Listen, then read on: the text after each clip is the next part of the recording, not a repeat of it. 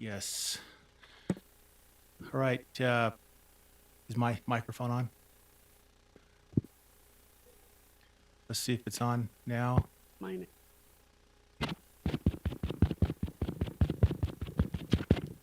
Okay. Oh, there we go. Ben Van Noy, can you hear us online?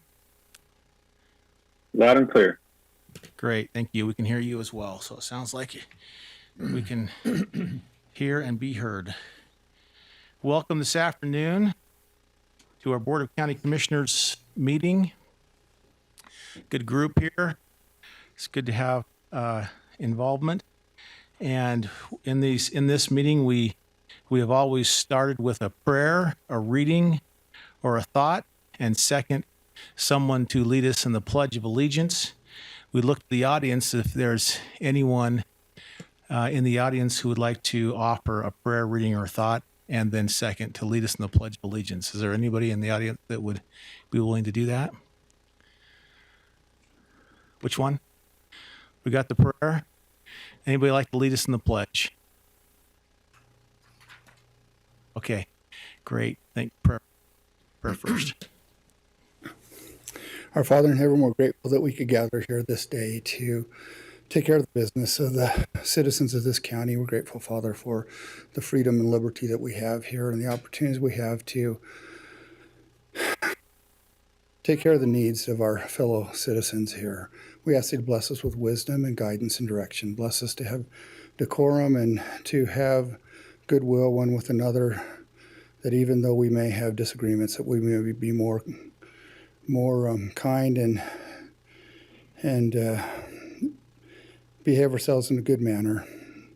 We ask you, Father, to please bless each member of this county, that with all the things they need, bless our leaders here, that they will have inspiration and guidance. And we pray for these things in the name of Jesus Christ. Amen. Amen.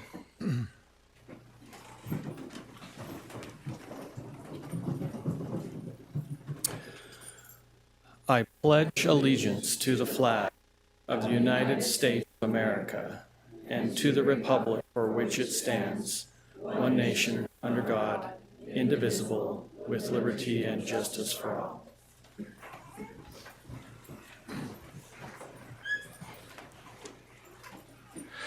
All right, thank you.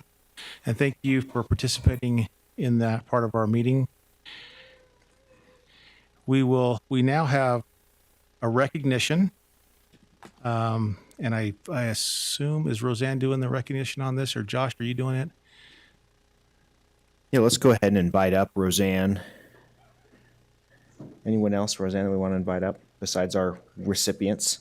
Chris kind of led. Chris? All right, come on up, Chris. So, as many counties in the state have switched to vote by mail, one of the big complaints that we've gotten from voters is that they miss showing up in person, not just for all the various reasons they might like to show up in person, but because of the I voted sticker.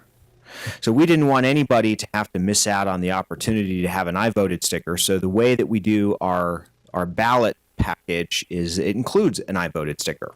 So for those that may not be aware, pay close attention to the paper insert inside your ballot that gets sent to your house, because it does include an I voted sticker. And this year, the I voted sticker will be of a particular design based on some submissions from some students around the county. And I'll turn the time over to Roseanne to talk a little bit about the process we followed and the winning designs, and we'll recognize those students who have designed that sticker. So this year there's no rest, and we like to keep going at full speed. So we came off of an exciting 2020 election year, and our staff really hit the ground running. And they came to me and said, "Hey, Roseanne, we want to do a couple of fun projects this year." And after a year like 2020, I felt like we needed that. So I said, "What do you have in mind?" And Nikki wanted to do a coloring contest with some vote-related coloring pages and send them to elementary schools and see if we could get some kids to color these pages and send them back in. We had a huge participation in that project and sent them to all of the elementary schools throughout Utah County. And then Chris spearheaded a project with the middle schools and the high schools to send out a request for them to have some of their classes participate in a sticker design contest. And it was really exciting. We weren't quite sure. We didn't do much to promote it or advertise it. We just sent it to the schools, and we got a huge response in both of those projects, and it was fun to see.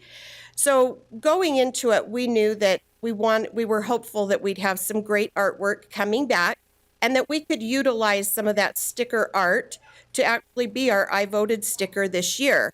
And and we did have some great submissions.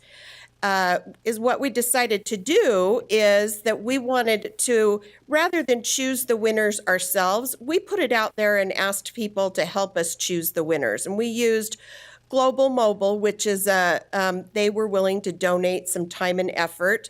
It's a mobile voting platform, and they had never done anything with images before.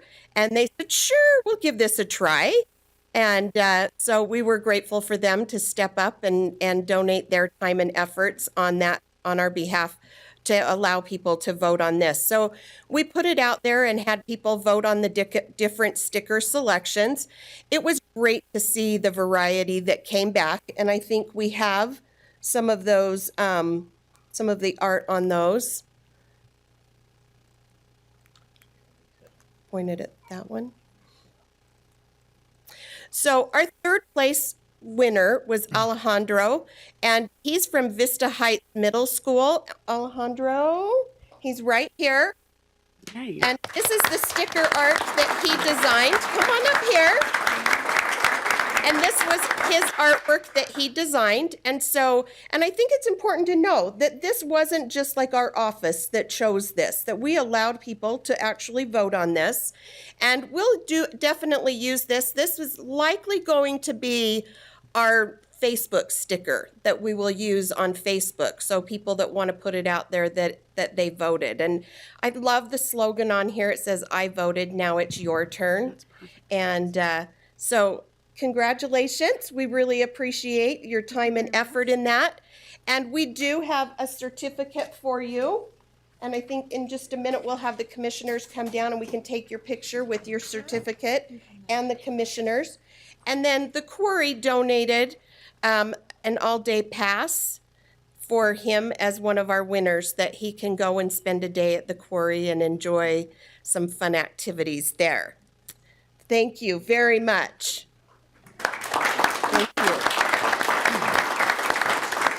All right, and our second place winner was Bryce Clark, and he's from Mountainville Academy. Bryce, come on up. And we loved this sticker. We thought that the mountains definitely depict some of Utah County, but there isn't a Y on the mountain. But that's okay. And this was our second place winner in our I Voted sticker contest. So again, we appreciate your time and effort and your contribution to our sticker contest. This sticker will be in with the primary election ballots. So for those jurisdictions that are having a primary election, we are going to use this, and it will be going to homes, a lot of homes throughout the county. And we are going to put a little statement next to it that says that it was the second place winner in our contest. So, all right, well, thank you. And again, he also got a pass to the quarry. And then, thank you. And then this is our first place winner, and this is Grace Maservi, and she's from Orem High School, but Grace is on her way home from Disney World today and wasn't able to make it. But this was Where's the priorities, right? I know, right? Picture with us or Disney World? I mean, really. And I love that our winners on this, they really spanned a great variety. We had we had the Mountainville Academy, and so it was just really fun to see the variety. And I love this one with the bee, and she did a great job on the artwork on this one. And this will be the sticker that we will use with our general election ballots in November. So, all right. Thank you very much. We appreciate it. And we'd love for them to have a picture with the commissioners. Hello? I think Hello? as clerk and election director.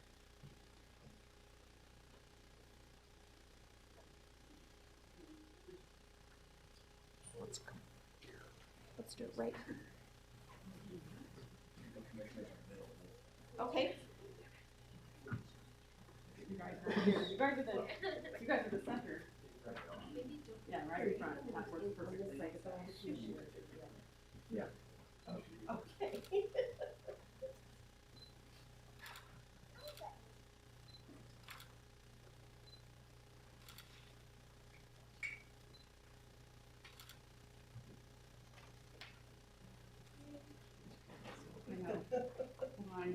We're waiting for you.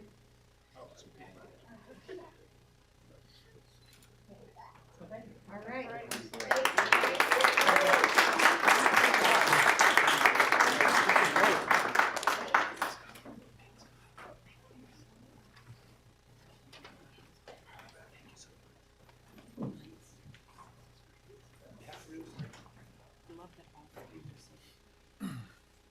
And they capture it. Finalists They were so- capture it. Right, and it captured the state well. Okay. Those are always fun. That was fantastic. A little bit out of our normal procedure. I'm going to recommend that our first, what was it? It was Number 10. first 9 items. If there's no discussion on those, if we can put them on to consent, are we okay to do that? Yes. Okay. And then we will hold number 10 to be acted upon right now, which is to approve and authorize the signing of a resolution appointing the interim replacement for the Utah County Clerk Auditor. And that election has taken place, and Josh Daniels won that. We received that notification from the party. And so at this, let's clap.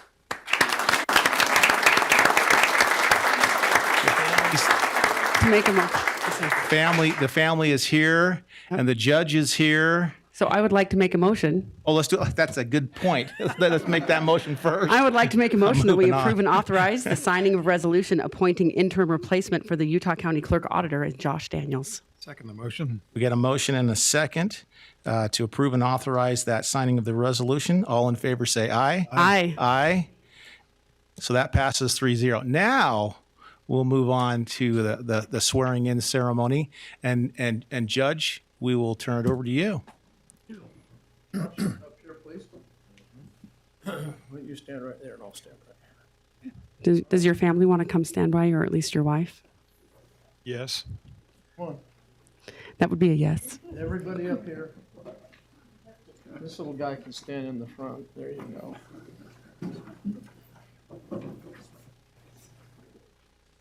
All right, we're going to have your dad raise his right hand like this.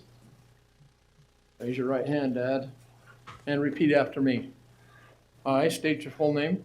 I, Joshua Alden Daniels, Do solemnly swear do solemnly swear that I will support, that I will support, obey, and defend obey, and defend the Constitution of the United States the Constitution of the United States and the Constitution of the State of Utah, and the Constitution of the State of Utah, and that I will discharge and that I will discharge the duties of my office with fidelity. the duties of my office with fidelity. Congratulations. Thank you, Judge.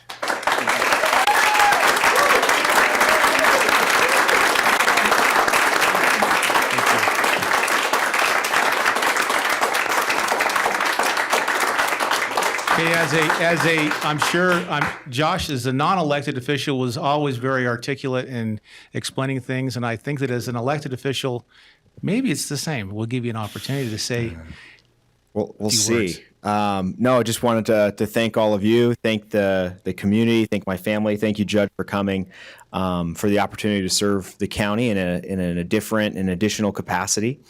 You take those oaths of office. That's the first time I took an oath like that. I was signing up, much as our Commissioner Sakovich once did, to serve our country in the military, and so that same Not the spirit, military, not the military.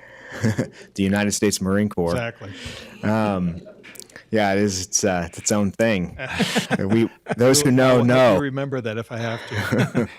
But I hope to take that same spirit of service here in the clerk auditor's office as we basically do the day-to-day work of the people of the county. There's a variety of things that we do to serve the community, and hope to continue that tradition here in Utah County, the heart of Utah.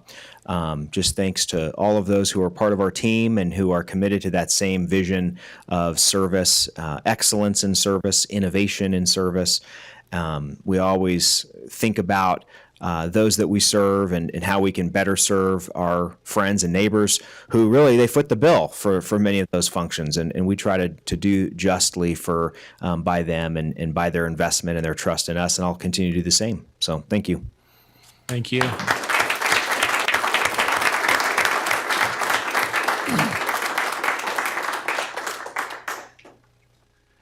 You can stay for the rest of the meeting if you'd like, or if you'd like to go out in the hall, you can do that as well, whatever your preference is. We're gonna now transition to look at the rest of our agenda. If you'll notice, our consent agenda is, well, it was blank. Now we've got at least 9 items on it. We're gonna look at filling the rest of the agenda. The consent agenda, the things that we will hold to be talked about in our regular agenda. And so now we'll go through that process. So looking at items number 11, let's go just this front page, 11 through 17. It's been requested that we table item number 17, if that's okay with the other commissioners. Yes. Any others that we need to hold?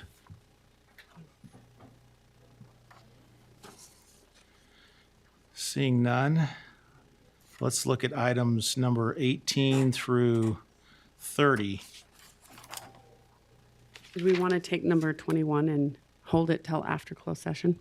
Let's do that. We'll table that one as well, if that's okay, Commissioner. doing? Number 21. Table that one. Number 28, there was a request to continue that for a week. Continue 28 for a week. And I was gonna, I did not see any bids or anything on number 26. So I want to hold number 26 to ask a few questions on Hold that. 26. Yeah. Okay. Hold 26. And then obviously 30. I'd like to, I guess we could have initial discussion, but I'd like to continue 27 because I've read it, but I'd like to get some additional insights on that. Want Yeah, to we continue can- that one for a week? Well, do you want to discuss it? And then we can continue it after we discuss it? I'm okay to discuss it, yes. Okay. Yeah, that'd be great. All right. And then, Just briefly, number 29, what does curing ballots mean? It's in the content of the agenda item. It's a 6-month contract. want to hold we have. that one? Do you want to Yeah. hold that to ask Yeah, that yeah, question? Yeah, we can hold that to ask Okay, that let's question. just hold that one. Yeah. Okay, We'll hold ask that 29 question. as well. All right. And then I have that we need to, for closed meetings, number 33 and 34, and probably number 31 if we tabled one of those items. So move to table number 32. So we can strike number 32. Strike number 32. Yeah, I'll move to strike number 32. Okay. And then if we can leave it on consent to approve set date, time, and location as stated in number 31, 33, and 34 at this location following the completion of our regular agenda, if that's all right to do that. I'm fine with that. Yep. Okay? All right. So Alice, I can't remember if are you speaking now or not? You are? Okay. If you'll just kind of recap for us. Okay, I have that, of course, we held number 10. We're going to table 17 and 21. Holding 26, 27, continuing 28 for 1 week. Hold 29 and 30. And then for the closed meetings, we're going to have 31. We struck 32 and are holding 33 and 34. Perfect. That's what I have. Okay. Let's go back to, oh, that's tabled. That one's tabled. Number 26. Number 26 is to approve and authorize the commission. Oh, let me just clarify. So those items that we just mentioned are going to be the ones that we are talking about, that we'll take some action on. And the other items have been consented to. That means that we have agreed to them. All three of us have agreed to them, either approved them, adopted them, or declared them as stated in the agenda. So the ones that we have held are going to be discussed and then taken action to. So the first one that we have is number 26, approve and authorize the commission chair's signature on a 2021 Utah County Fair Vendor Management Agreement. Commissioner Sakovic, oh, I think you held this one. Yeah, You I held was just that going to one, ask, sorry. Robert, I had asked some questions last week about bids and the value and how we determined this. Did we work through any of those? Robert Baxter, purchasing manager. I consulted with Court on this, and he gave me some information about the need to proceed with a letter of determination.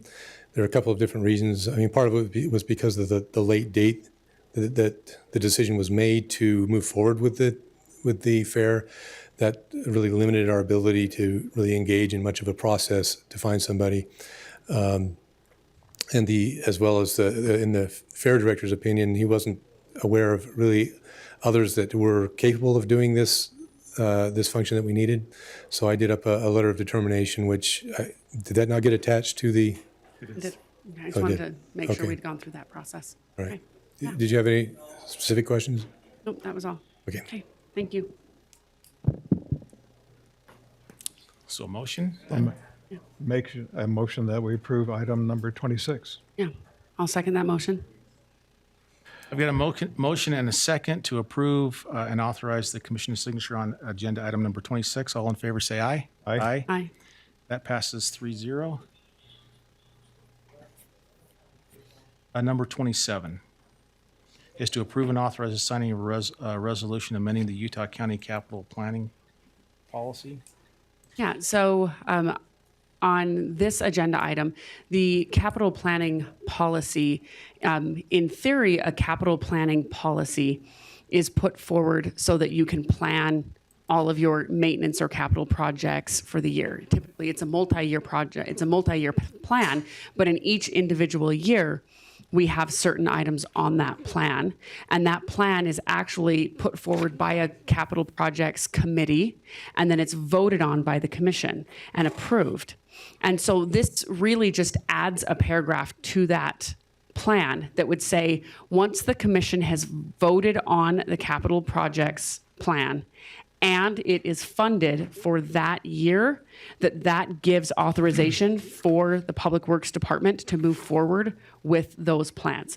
It doesn't precede any of our other processes or procedures. We would still need to approve any RFPs. We would still need to approve any purchase orders. We would still need to do all of the regular approvals. What this would basically say is once the capital project plan is adopted by the commission in a public meeting and it's funded by the commission in a public meeting, that is the authorization to move forward with the plan. I know, Richard or Glenn, do you want to speak to that at all?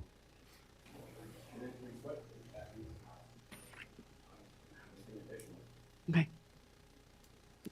Did I explain it well? Okay.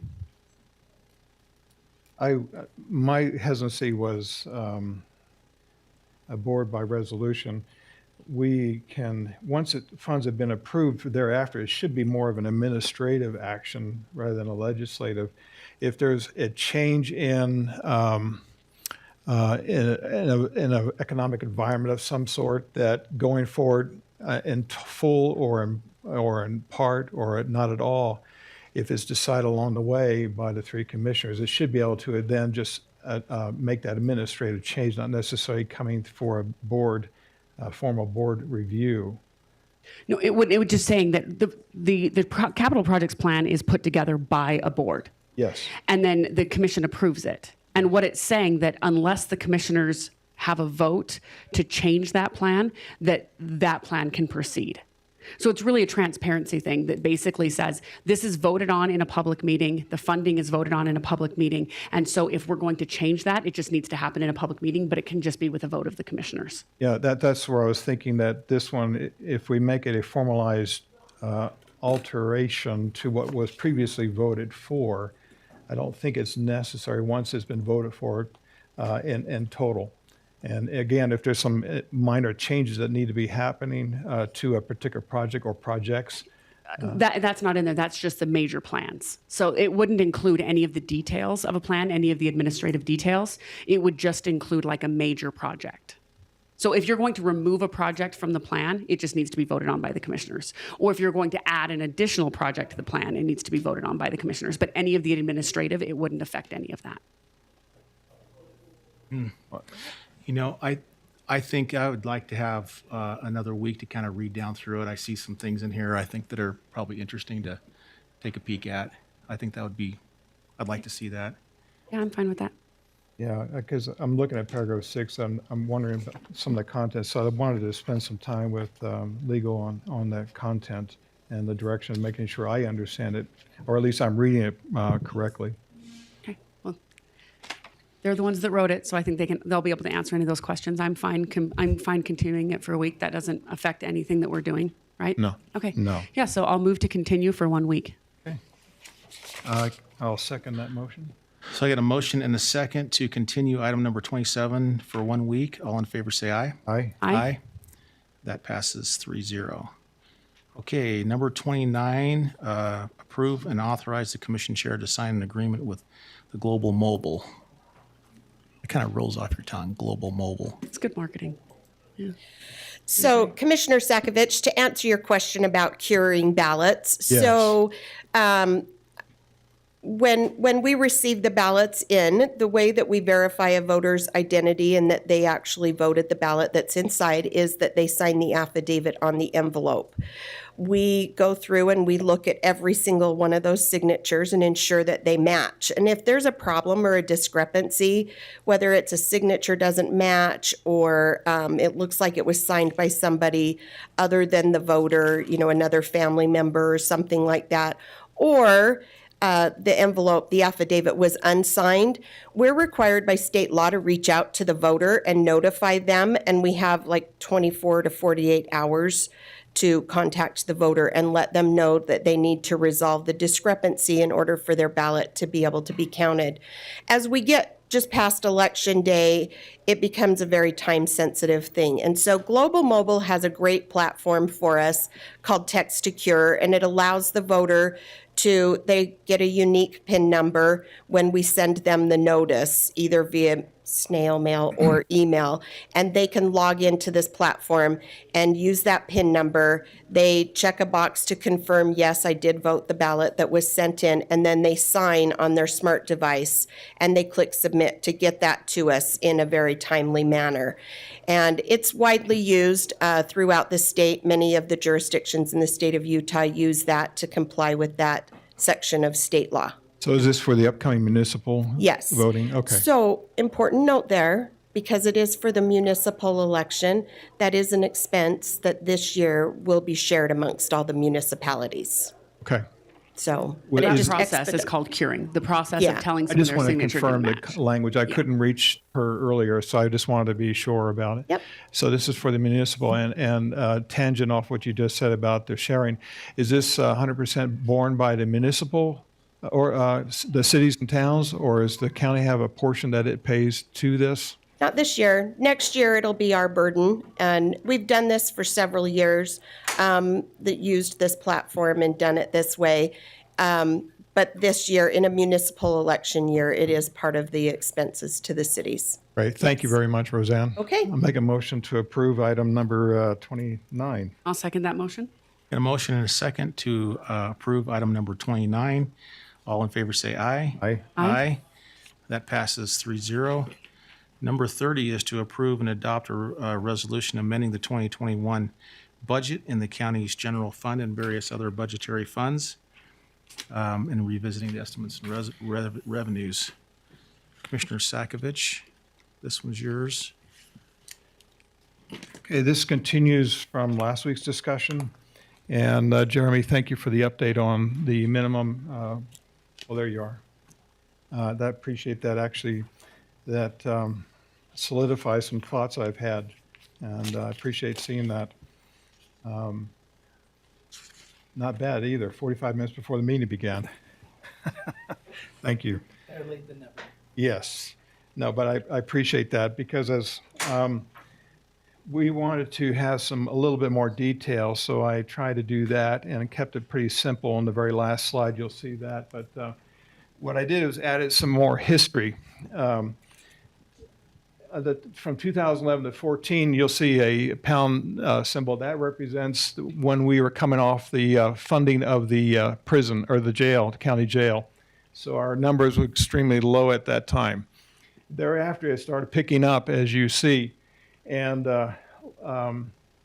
given what I saw, I even changed the average. I'm anticipating 4.3%, and as a likely outcome for property taxes in 2021, given that everything else has been that for the last several years.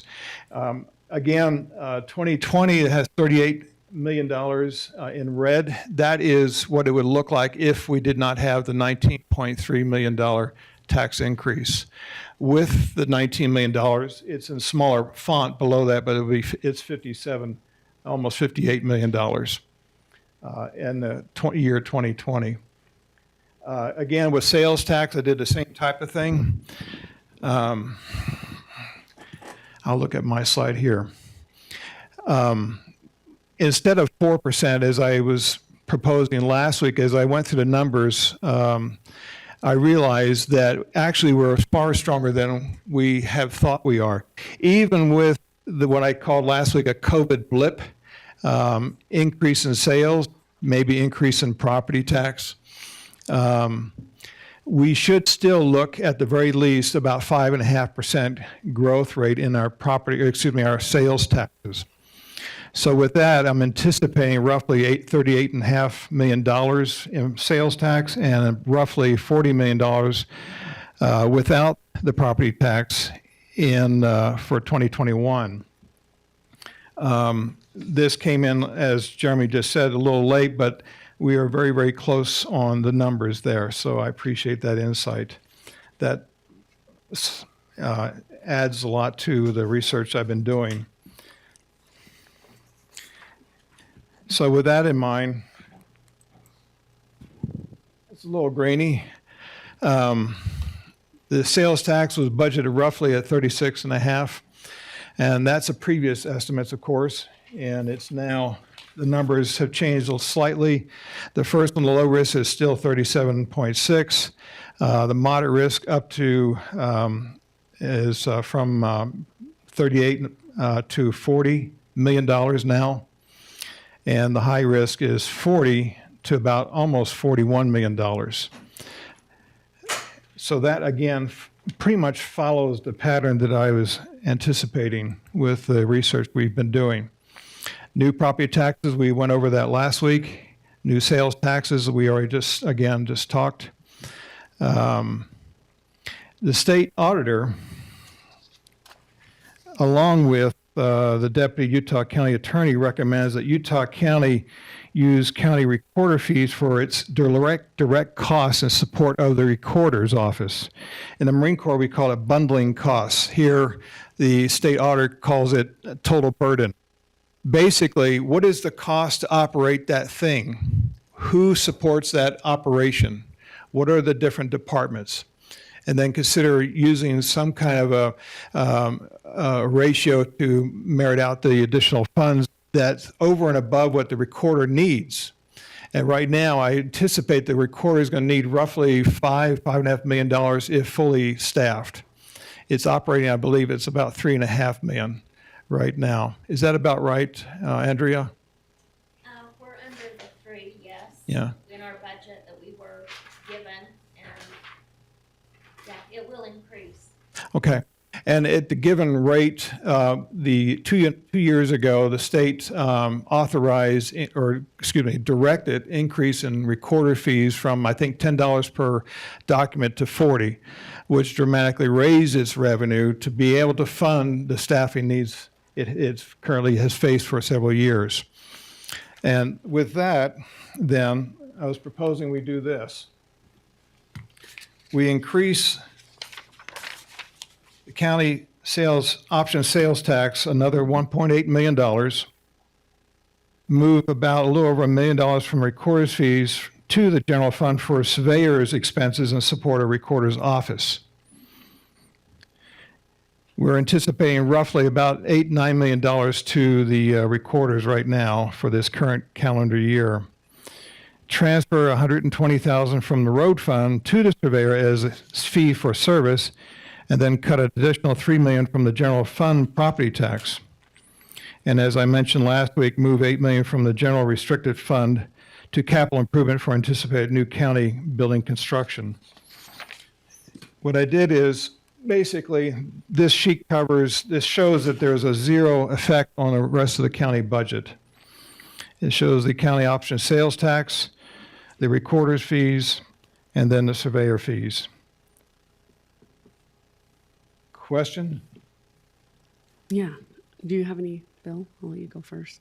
The only question that I have on this, and thank you, in looking at this, I think that all three of us agree on the $1.8 million in the county option sales tax. Mm-hmm. I think that one's an easy given.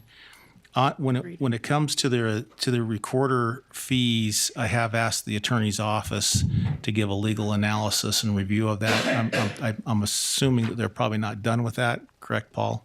Paul did send us a memo. Yes. You sent an addendum. We didn't send an email out that just It must have just been clarifies like the within prior opinion. It was, yeah, in it the was last very hour recently. or something? Yeah, it was Okay. very So I was recently. probably traveling on that, so I haven't seen that. I'd like to hear from Paul maybe a summary of that and what that looks like, because I think that plays, and again, I haven't read it, so I don't even know what it says, but I think it plays into this conversation. Great. Well, I sent a memo to the Board of Commissioners a couple of weeks ago, basically stating,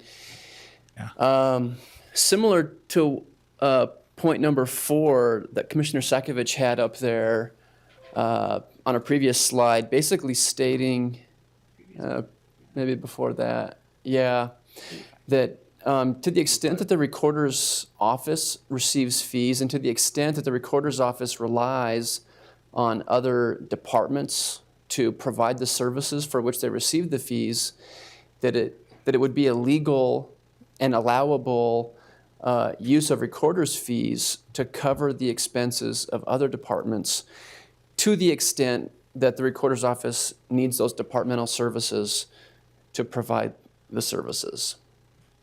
That would include, those services that I think we generally refer to as interdepartmental Admin services or admin services. The surveyor may not fall into that same category, but I think by the same rationale would be an allowable use of those funds to the extent that the recorder relies on those surveyor services. Yeah, because they use the monuments to establish boundaries, property line boundaries. Yeah, now to be honest, I don't have a lot of experience personally with the surveyors and the recorders and their interrelation, but I am comfortable stating that to the extent that the recorder's office needs the surveyor services, that it would be allowable to use those recorder's fees for that expense.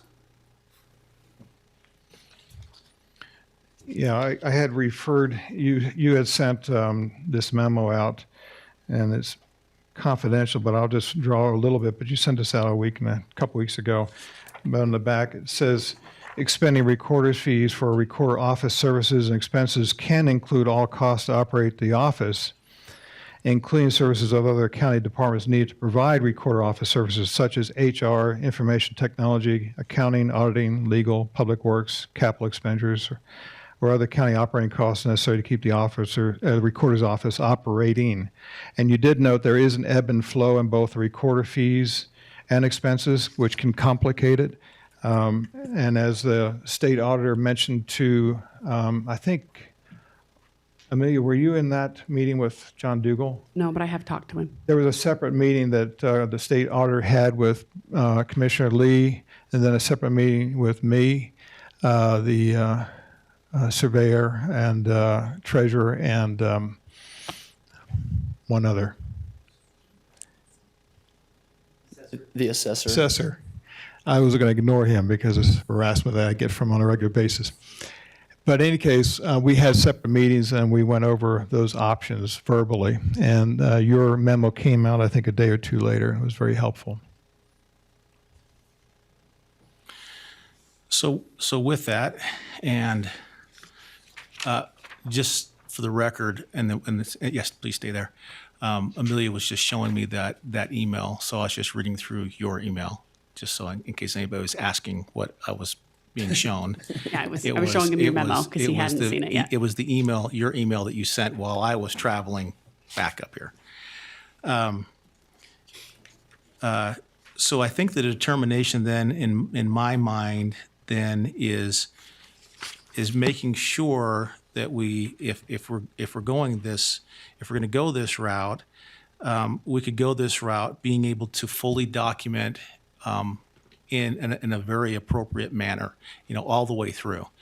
I don't have a problem in looking at that, but I don't think that I could necessarily vote on this dollar figure that's in here without going through that process. But as I talked with the clerk auditor's office, I think that that's something that we can even do just on an administrative basis in the way of changing that revenue structure. I was talking with, I think, is Jeremy here in the room? Oh, there. Okay, he's over there. Thanks, Jeremy. He's in the hot seat, too. Yeah. So I did talk with Jeremy about this. He mentioned that we would need a verification from the attorney's office, which we now have a verification that can, that legally that can be done. But what that process looks like, I think, is probably a little bit more a discussion that needs to be had to move down through to make sure that we're crossing our T's and dotting our I's in the appropriate manner. But I appreciate it, Tom, in the sense of bringing this up as a discussion item that's on there. And if I could maybe propose, I know as the chair it's probably not, well, I'm going to propose it anyway. You can fire me if you want. I would propose that we go ahead and vote on the $1.8 million in that line, that third line down, that I think we all agree on, and we pass the resolution with that in place, with an understanding that we are looking at these other fees that are in there to see how they can be justified through the process, and then we can maneuver and change those accordingly, and be able to adjust the budget on an administrative basis, as we talked about earlier with that. And the reason why and then when we get to the point in sometime in June, well, we're in June now, but when we actually get our numbers back from the state and we do an adjustment for the for the tax rate itself, that's when it really matters. And so I would propose that to the commission. So could you reiterate what you're attempting to do? You were trying to do is making sure the legal ramifications of moving 1.08 million from recorder fees to needs a little bit more review. Yeah. So I think that from the legal review, it's possible. It's possible for it to do that. It falls underneath the categories that are out there, but how it's supported directly, I think, needs a little bit more work and what that means. And so that number, I'm not sure what that number represents in the way of direct. Is it just a certain allocation? Is the monuments a certain type of work? Is it generated through how are we generating that number? Is it just a guesstimate, or is it an actual number that we have looked in the past and said this is the amount of work that is done from the surveyor's office that directly ties to this, that we can tie it all the way back? And if we got an audit from the state auditor's office that said, how did you justify that number? We would have a process. We would say this is how we got to that number. That number makes sense because we can defend it. Yeah. We can That makes defend it, sense. and I think that this is a good starting point here, and then we can back into it with another analysis, which is going to have to be done. Well, we'll need our surveyor involved in this, of course, and the clerk auditor's office, and then us as we look down through it. So my proposal would be that we adopt this. The third line item down. Yeah, we approve and adopt the resolution amending the 2021 budgets with the amendment of increasing the county option sales tax by $1.8 million, and then there would be a reduction on the property tax by the same $1.8 million. So we could do that, or I'm going to give you another option. And if you don't like my other option, I'm fine with that one. My other option would be to table this till after the work session and to look at my budget schedule, because it includes the 1.8 million. And if you agree with the other ones, then we make a motion to substitute with that schedule and pass that. So, So I'm fine. I'm fine either way. well, we can't take action on yours because it's a Well, work we- session. Well, So it's technically not- that's a work it's- session, but we do have the budget open, and I could just propose that as amendments to this. I don't think we can because it's not been listed as such. We could table this item until after the work session if you would like. But how do we take action on something that is, Because I would. Work session. Could I amend this proposal to include those things that we talk about in the work session? Well, I think we could. It's just a matter of what changes you're proposing to make to this exhibit. Yeah, It's attached to the we resolution. haven't created an agenda or started an agenda, then carried it after our work session. That doesn't matter. I could amend this motion. I'm fine if you don't want to, but that is an option. yeah, I'm just on a procedural basis, I'm wondering Okay, that's fine. if, I'm fine with it, whichever one you feel comfortable with.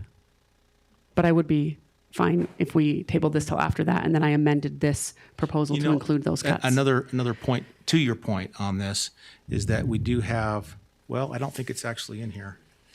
We didn't put it in here for the 8 million, did we? It's not on the budget schedule. It's in the proposal, but not on the budget schedule. Okay, is it in the resolution? The resolution just references an attachment. In the to Exhibit attachment? A. Okay. Yep, and so it's on the proposal, but it's not on the budget So, I mean, schedule. we probably have to open up again anyway, because we have $8 million that we didn't account for the first of the year that carried over, which has that cap that we have to put in. Plus, we have another $9 million that we're going to have to open up anyway to put that in. So there's $17 million. Well, plus, we want to amend the capital projects plan anyway, because we've got a whole bunch of ARPA things we want to add to it. So we would need to fund that through So that anyway. so I think we're going to have to open it anyway. I prefer that we keep it clean, and Okay. then we're going to have to do it. We'll have to open it again. All right. We'll Well, probably have then, to advertise again for it when we open it again. Right. So that's, Let me ask, we had a budget analyst to the Board of Commissioners. Steve White, do you have anything you would like to add to this? Okay. All right, well, I will make a motion then to approve the agenda item with just the budget schedule item, the third line down of the adjustment of the sales tax revenues, and none of the other items on along it. with the corresponding dollar Corresponding amount property reduction. tax. in the Yes, property along with the taxes. corresponding dollar amount reduction in the tax revenue, property taxes. Well, it seems that I'm painted in a corner here. I spent a lot of time with the recorder. I did not get detailed analysis from him or her, and the surveyor. I spent a lot of time. then since I do not have that available to me at this time, I will go ahead and second the motion.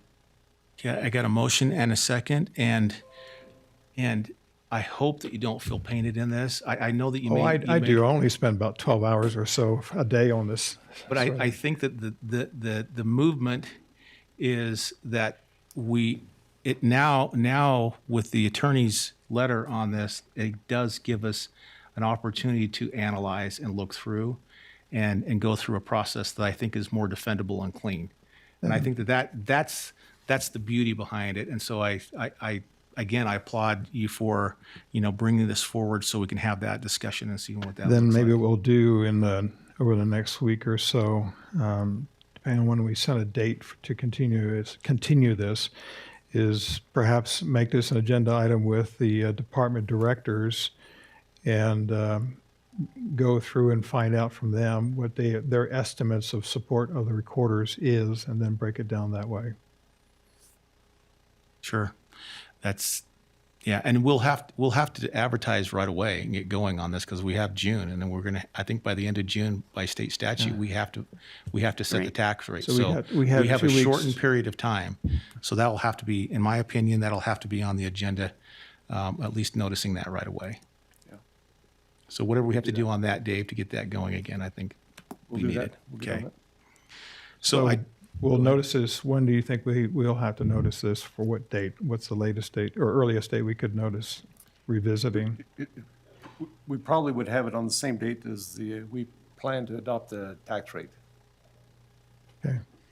Okay. okay, What's the date on that one? Is that the, we don't have it yet. We have to wait till after we 23 get it from June, the I state. believe. Well, that's probably the last 23rd is the last day we can? Wednesday of the. We assume it'll be that date. We can't take action until we get Until- data from the tax commission. Yep. Okay. All right, I do have a motion and a second on item number 30 with the stated amendments. All in favor, say aye. Aye. Aye. That passes 3-0. Okay. We are now to our work sessions. The first work session will sound very familiar since we just were talking about it. It's a work session it says approve and adopt. We're not approving and adopting in a work session, but it is to talk about budgetary general funds and various other budgets. This one was put on by Commissioner Gardner, and I do have the proposal here. So Commissioner Gardner. Yeah. So the first part of this was what we just adopted was increasing the. That's off. Yeah, so that's off. Would be increasing the sales tax projected revenue by the 1.8 million. And then beyond that, if we as a commission are looking forward, if we're looking towards cutting the budget and reducing the tax rate, I am a firm believer that when you cut a budget, you should cut expenses to go along with that budget. And I think we've reduced the tax rate somewhat this year, and I haven't seen a single expense cut in that process. What I've seen is projections and increased revenue. What I've seen is reducing the amount that we're putting into things like capital projects. I've seen reducing the amount we're putting into restricted funds that we use for emergencies. And I've also seen reduced amounts that we're putting in towards our fund balance. Now, part of the philosophy that I went into this is looking at saying we do not want to be supplementing our budget and our future financial stability using federal funds from the CARES Act or ARPA, et cetera. Now, if you'll remember back to 2019, we had precisely the exact amount of $0 in our capital projects fund. We did not fund capital projects. In fact, our 2020 budget, even with the tax increase, did not fund capital projects. The only reason we have any money in our capital projects fund is because of CARES Act money. because of federal money. So I, in my personal opinion, do not think that it is financially stable to move forward by just continuing to reduce the amount of money that we're putting into our reserve account and our capital projects and our fund balance. Because the only reason we have money in those areas is because of the CARES Act.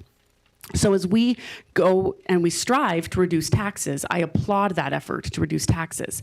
But I don't think that it is sustainable long-term to continue to reduce taxes by simply not funding maintenance of the county and not looking out for the financial stability of the county. So I thought if we're going to look towards reducing the tax rate, we should actually reduce expenses. So I looked to cut expenses. And as I look to reduce and cut expenses, I think if we're asking every department head here in the county to tighten their belt and to do more with less, I think it only fitting that we lead by example in the commission. And so I've put forward a budget schedule and a proposed budget amendment that will reduce taxes by actually cutting expenses. And I started with the commission and the non-departmental funds. Because if we're going to ask every department in this county to tighten their belt and do more with less, I think we should. So I put forward an amendment that would look at potentially reducing our taxes by about $1 million. And we do that by cutting from certain funds. I reduced the commission budget by about $60,000. And went through, we have, for example, the Utah State University Extension. Their contract came in at $28,000 below what they had expected, so I reduced that by $28,000. Looking at non-departmental, I think. Are you going down through the lines? Yeah. So I can, Yeah. because I don't. So I'm not going step by step. I was Just want, generalizing. because some of these I don't know. Well, yeah, Like- tell me which one and Like all. it says non-departmental and it's $260,475. So what is that? So that non-departmental, that's a non-departmental fund that we use for, some of that can be for legal fees and legal funds, specifically that one. If we look at the rate at which we're using those funds, we're a little bit behind. So I think that we could trim the fat a little bit in that fund this year. So that would be non-departmental. Often that's the fund we draw from for legal fees or legal funds. So you drop it from $7 million down to about 6.8 million. Correct. So it's from about 7 million to about 6.8 million. Yeah. And And then the other one is Interagency. the interagency. I think that's the 28 that you're. the 28,000, that would be the contract to USU, because their contract this year came in 28,000 below what we had expected during the budget season. Okay, so that's USU's. Maybe on because now these are. So you're saying that these numbers that you're actually cutting, that $1 million is coming, you're going to propose that goes straight off of the property tax? Yes. So these are not These are all one-time? general fund items. These are not one time, these are ongoing as they're being cut. Right. And so Okay. there are things that could be. So one of them, for example, is a $98,000 cut from putting into the reserves, and that Is that 93? Oh, 93, sorry, 93,000. And the reason why I chose that amount is because I think we should put into the reserves a percentage of our overall budget. But as we go through and we've reduced the budget several times this year, we can reduce a little bit of what we're putting into that fund. Okay, so that's 93. There's $632,000. This is the kind of the bigger one, the appropriation of fund balance. For the 632, yeah, that would just be basically money that was federal money that we were putting in to that account. Okay, So that's one-time funding, isn't it? Right. So, Well- and then you're thinking that one-time funding, then we're going to cut that, and that's going to come out of our tax rate? So it's money that we wouldn't need to put into the fund in the future. Okay. So it, that also is, sorry, the 600,000, sorry, I was, triggered my brain. That would be for the salary study. The salary study is actually coming in below what we had expected it to come in at. So the salary study, we had set aside like $2.1 million for the salary study. And as we implement that salary study, it's coming in at lower amounts. That's this year. Right, but that would also be moving forward. That's the money that's set aside that will be rolling forward.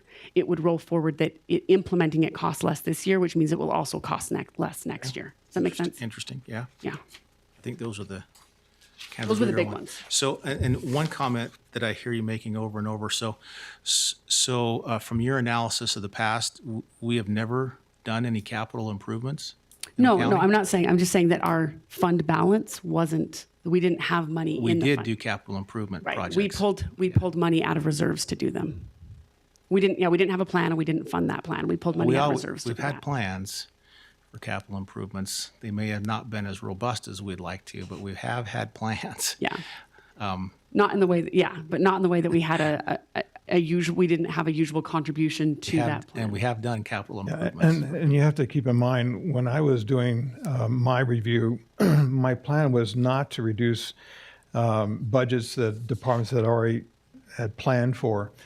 It was to find funds that could be used elsewhere, the total burden concept, or that John Dugal brought up, the state auditor. And then 2 weeks ago, when the deputy county attorney wrote that letter of the availability of recorder fees, that opened options that we could use existing funds to offset costs elsewhere, and which would in turn, of course, reduce our dependency on the general fund for salaries. But for like the commission, as an example, I believe they had voted a 10% cut for this current year last year. And so they already did a cut. In fact, in 2019, they had budgeted 1.2 something and had 114 left over. In 2020, they budgeted a million something and had just under $1 million left over, about 31,000. And this year, we budgeted just under $1.2 million. And we've used plus or minus 400,000. And if we keep going now that we're getting close to halfway through the year, we'll easily have $100,000 or more left over from the county budget. So we've already cut our budget significantly. And we basically, in the plan was throughout, is not use federal grants in any of these studies, is to use we didn't have the grants. How would we exist? That's what I was trying to illustrate with that. If that didn't exist, then we would come out with about 30 million in property tax last year. And then what it would look like this year would be perhaps even better. Right. And with that, we wouldn't have a fully funded capital projects plan. We wouldn't have a fully funded reserve, and we wouldn't have fully funded legal liability. We wouldn't have a fund for emergency. We wouldn't have That's any what of the those general things. fund is for, is emergencies. And we have been putting money in the capital improvements since last month's proposal. Right. And so we were doing that. And in fact, that was part of my thing here, that in fact, we didn't even talk about that. We voted on the 1.8, but we didn't address the 8 million to move from. Yep. general Well, fund. we've had our ever since I've been a commissioner, we've had our emergency fund. Yeah, so we've been That's putting. always yeah. been fully funded. I must be missing a page on this document. I don't see the commission cut. This It's one, That would be page It's- 21. page 21. it's in two different sections. It's under 21. one under 44,000, and that would be for left over from the lobbyist, because we were going to hire 2 lobbyists, but we've only hired 1. And then the rest of that could come out of the second half of the year contract could come out of non-departmental that we are currently using for, that we'll be using. So the other part of it, the rest of that fee for the year could come out of non-departmental. So I took the fund, the rest of the 44,000 from that fund, and then 16,000 from time-limited employees. Because this was a discussion last year on, leading by example. I think it was in June that we had this discussion, and the discussion was we're going to cut our budget, and then we're going to insist that the other departments go through their budgeting cuts. Never happened. There was a budgeting cut for the commission, but there was not any follow through for the other departments. And so And this wasn't an off-the-top cut. This was specific. It was the $60,000 specifically for the lobbyist, the second lobbyist that we didn't hire, and then the time-limited funds. yeah, I'm just saying that discussion did happen last year. And the thing which I think has been trying to stay away from was the notification. I don't even know Rob, do we have to notify if we're cutting our own budget? We do if it's departments, right? Do we have to do a 5-day notification thing if we're cutting our own budget? Well, this is on the work session, so It is, theoretically but I'm there just is more wondering than a 5 for days notice. policy and procedure on that. It says you're supposed to notify the department heads. Since you're all department heads, yeah, it'd be interesting. We'll look at the statute. No, it just crossed It my does mind. say that the department heads can waive the 5 days notice. true. And if we vote on it, then technically we're waiving the notice when we vote on it. Well, you would want to make that part of your motion. Right. Yeah. We could make that part of I the don't motion. think we did that last year. Interesting. But I think it's important to emphasize that the whole focus was not to reduce any department budget expenses and to not include any federal grants that we've been receiving in this process. And we've been putting money aside in capital improvements. And the commission has just pulled this up just a little while ago, reduced our own budget in the last 3 years, well, counting this year, and we're on track to reduce it again already without any additional cuts. So I just want to emphasize to the public that we've been doing those things already. Kate, thank you. Thank you for going through the process. It's painful to go through it and look at stuff. It is a work session, and I want to make sure and open it up if there's comments when it specifically to talking about this work session.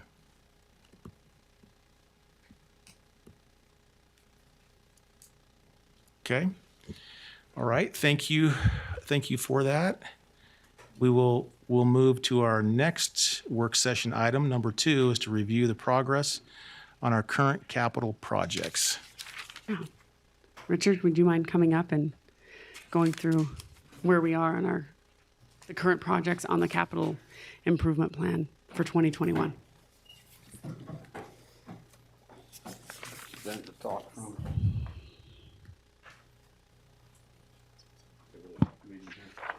I've tried to do this. Thank you. All the colors on there.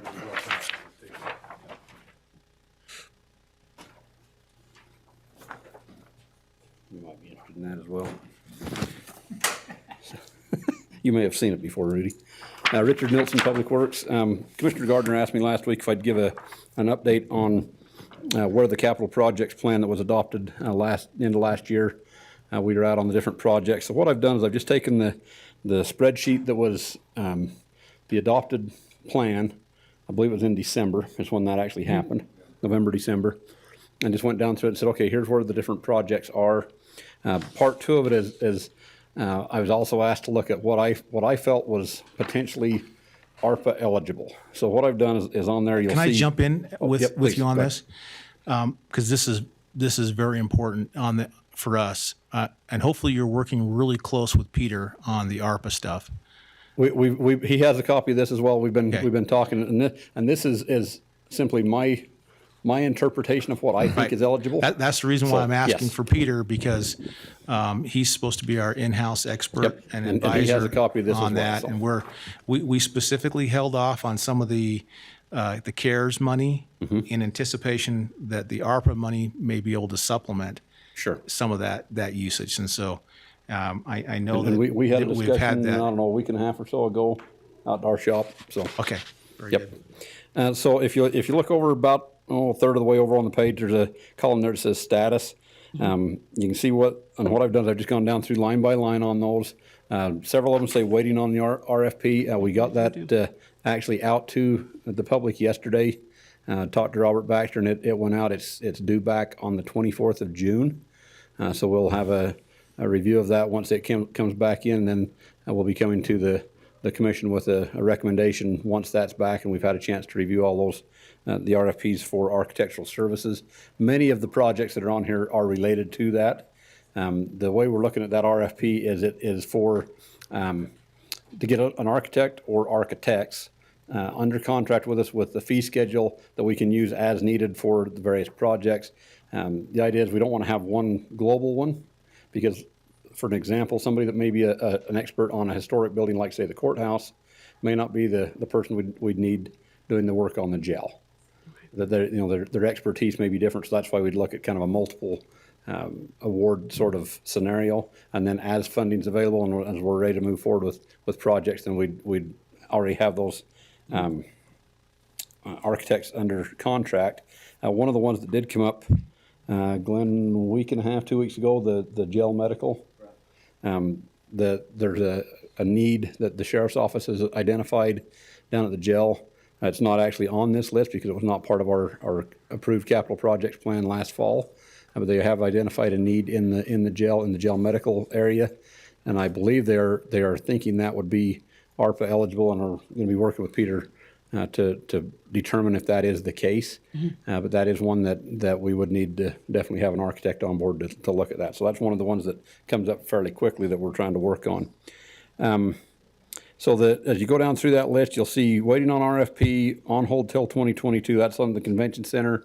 Commissioners, you've been involved with that discussion with Danny. Commissioner Gardner, you may not have been involved in those discussions. I talked to Danny about it this month. So. But we were originally planning on doing that work this year, but because of how COVID has affected the convention center, the determination was made to hold off that work until 2022. So those are kind of waiting right now. There's some that are ongoing, like the radio replacement. Several that have not started yet because of various reasons. Either we have not had the time to start them yet, or we're still gathering information to be able to get everything ready to go with them. Some are in design. And there's several pages of this here. There's a lot of waiting on our. There's a couple of them that say sheriff's office on it. One of those is like the airplane. I don't have the answer on that. It's not one that's involved with my department, so I would have to let the sheriff's office answer where they are with that. So I've tried to. This is ones that I have answers on. So that, like I say, there's several pages here, a lot of different things. If you have specific questions, I'm happy to answer it. Maybe jumping back over to the ARPA ones, the ones with the darker blue or the heavier box around the item. Those are the ones that I feel that, in my opinion, are ARPA eligible, and I've shared that with Peter. The ones in the lighter blue or the lighter box around them, those are the ones that I think maybe can be, but I'm a little fuzzy on whether it would fit or not. Again, I've shared that with Peter, and we'd be looking at that. One of the other items that would be ARPA related, that's again not on this list because it came about after the capital projects plan was developed. And I'd had a conversation with Commissioner Sakovich in his role with the Soldier Summit Special Service District, specifically about ARPA for water infrastructure projects.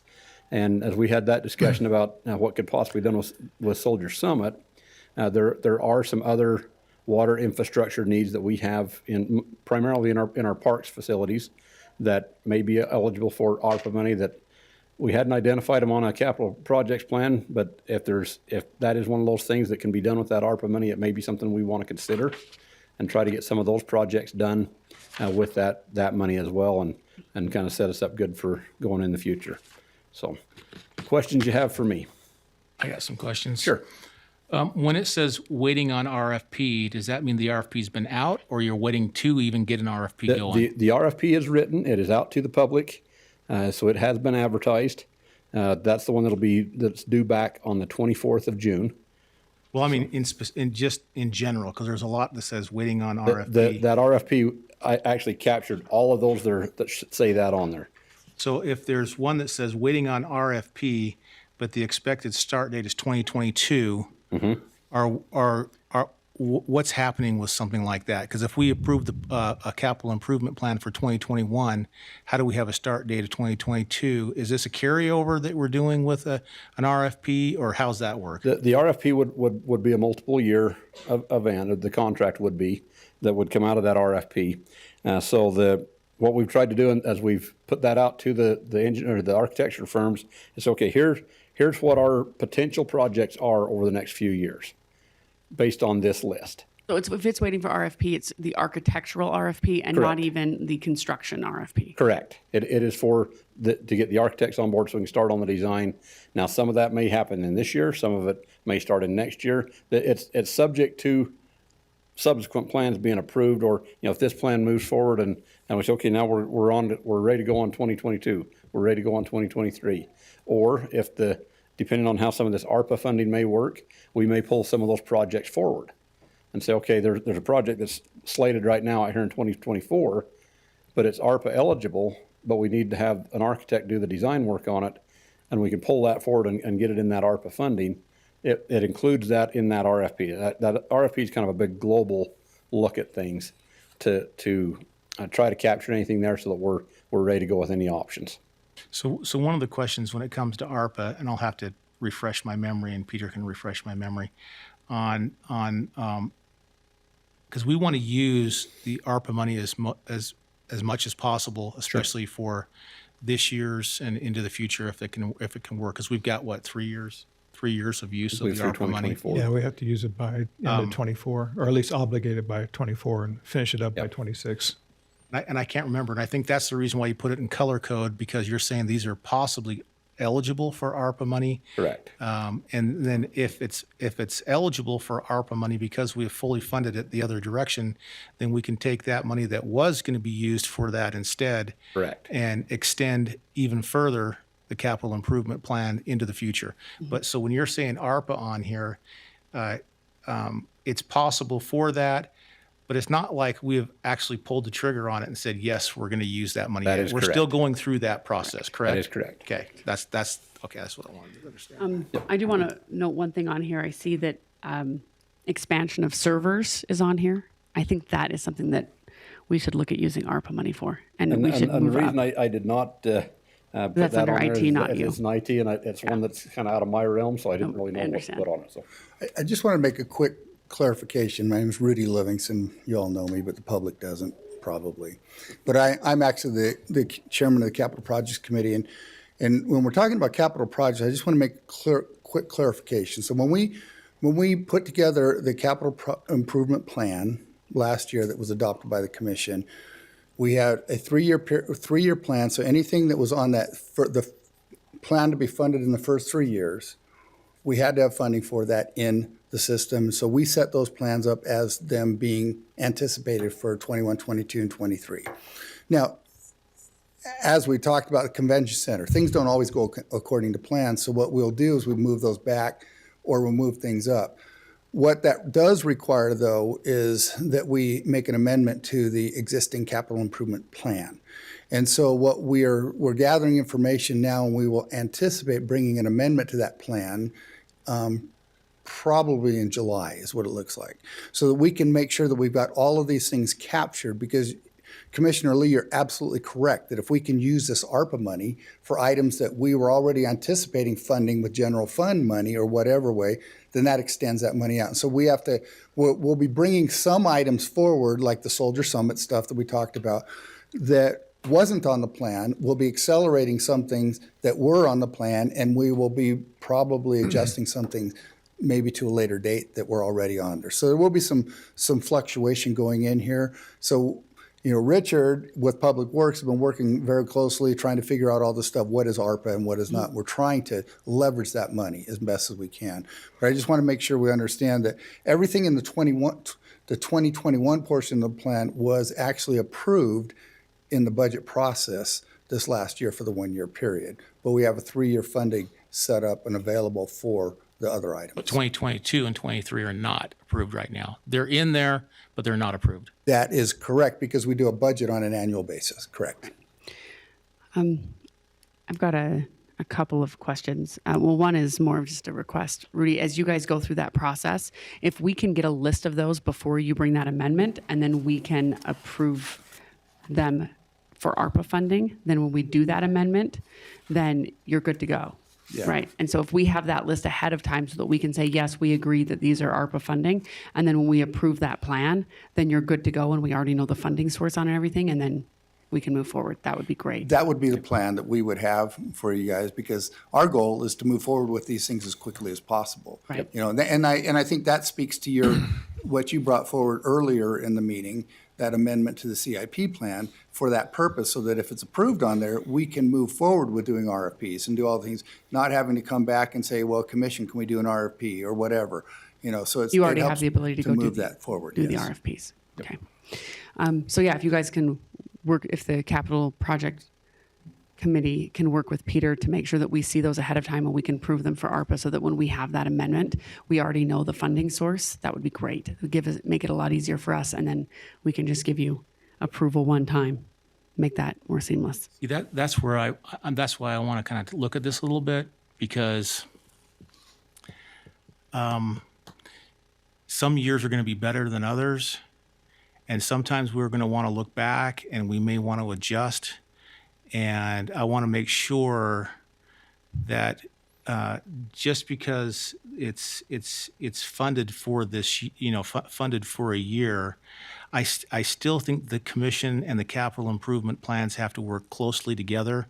And I don't necessarily want it to be running on its own accord without the commission having Well, it wouldn't the run without ability. the commission approving it. The commission would have to vote on it and approve it for it to move Well, forward. I know, but what you're saying is you do it once and then it's a done deal for the year. We don't even have to look at the RFPs, and if we do, then we have to Well, go. we'd still have to look at the RFPs. What you would have is as a contract comes in, say for the architectural services, that still comes before the board for approval there. If we go out to bid on something. that So all we're comes still engaged throughout the whole process. Yes. That's, Well, that's what you're and saying. the point is that there may become a time we don't know, and it's good to know when the start is and what's going on, because you don't want to start or finish something halfway through. Who knows? But what happens if a time comes and we go, oh, you know what? I never thought that I was going to see a 2x4 at $10, a 2x4 or $45 for a piece of plywood. Geez, maybe I know it's approved, but I think we're going to run out of money, so maybe we should put that off. Yeah. Well, Honestly, that's some the of whole these dollar point, is that amounts we could probably change because of that. Right. it's gonna change, and so Yes. I think that as a commission, we might want to say, I know this has been approved for this year, but I think as we're looking at the dynamics of what's happening, we want to to hold back on this, and I think when I looked at this amendment that was in there. It says, well, we have 5 days or something to listen, on a public basis to listen to, and I think it's administrative because we've already voted on it. We've already voted on the plan. So the plan's already in place. It's just a matter of administratively looking at it and saying, wait, this is the wrong timing. I think we should hold back, because I don't know if we have enough money, to make it to the end. Everyone hates projects that are half finished because you run out of money. During our discussions with the capital improvement plan last year, we mentioned various times that it's a living document. It's not a one-time, it's set in stone and that is it. And that's exactly the reason, because sometimes asphalt prices may go through the roof and lumber may be way down, so we'll shift off the Exactly, street, yes. and we'll go into the other. And sometimes it's going to be just the opposite. Exactly. And so Yeah. what Richard and his team does is they look at that and try to maximize that, because there's no benefit to them to run out of money either. So I think that's the key thing to keep in mind all the time, that it is in flux, and we just make amendments and we make adjustments to the plan to take advantage of, or to take into consideration exactly what you're talking about, Commissioner Lee. And I think because that's what has to happen. That's the communication. And I'll look more down through that amendment. It's in there, but I'd like to see that, because we don't see this on a regular basis. We don't know when the start is, when the stop is, where we're at, and I think the commission would like to have a little bit more, communication in that process to say, where are we at? Where's our dollar? And it goes back to a critical path management, and we can do a critical path management chart when it comes to the capital improvement plan, And maybe it's something and that see where we're at. that we as a capital projects committee, provide you maybe a quarterly update or something like that would keep you up to date on things like that. Kind of An along with update what with Rudy a was financial saying. analysis. Yes. Yeah, like a quarterly update with a financial analysis, And something like that. there's times as we look at the projects that we're getting ready to bid out, there may be a project that's in Spanish Fork at the jail, and one that's here at this site, and then one that's up at one of the parks in the canyon or something like that. But they all have similar components. It's all concrete or something of that nature. And if we bid that as a single project, it has it's 3 or 4 different items on the plan but we bid it as one project, we can actually get an economy of scale and Yes. typically get a better price. Right. Right. So that's one of the things that we try to do in our project management side of it, to make sure we're maximizing those dollars the best we can. But if you have to get approval for each individual project and do an RFP for each individual project, that isn't possible, correct? No, yeah, we're not looking for that. I think we're looking on a global, on a plan scale to see if we're within the boxes, that we see on a financial basis, and also within the boxes on the external pressures that may be coming that we're trying to anticipate. I think that's more in line. For instance, you look at the HVAC for the admin building. Well, we're scheduled in 2022. Yep, on part of Right? it. We haven't even approved anything for that, right? So if we're going to do anything with the HVAC in this building, we're going to have to move something forward on that. Well, but what we've got in 2021 is basically the money for the design. And that's what we're wanting to move forward with now, is get the design done so that as we prepare the plan that'll come to you towards the end of this year for the 2022 capital plan, we can say, okay, we're confident that $2 million that's there in 22 for the HVAC upgrades is the right dollar amount, and that we're able to do that in that time frame and for that dollar amount. So if that needs to adjust one way or the other, that can happen with that next plan amendment. Yeah. So that's kind of the philosophy that we look at, I think, both with the Capital Projects Committee and with Public Works in general, so. And I will mention too that, this wanting to know how things are progressing, give me a few months and we're going to have something that's going to be really nice that you guys are going to appreciate seeing. Because in our Questica capital improvement module, we will be capturing things all along the way. Each time there's an expenditure made, we can tell where everything is in that process. It's going to take us a little bit to get it all refined and complete, but it's going to be coming forward and you guys are going to be able to see that. And it's going to give you the access that you would like to have on a much more real-time basis too. Good. It's going to be a fantastic program the way it was talked up. So I hope it does not turn out to be a push the button and say what. If not, I guess it's time for me to retire.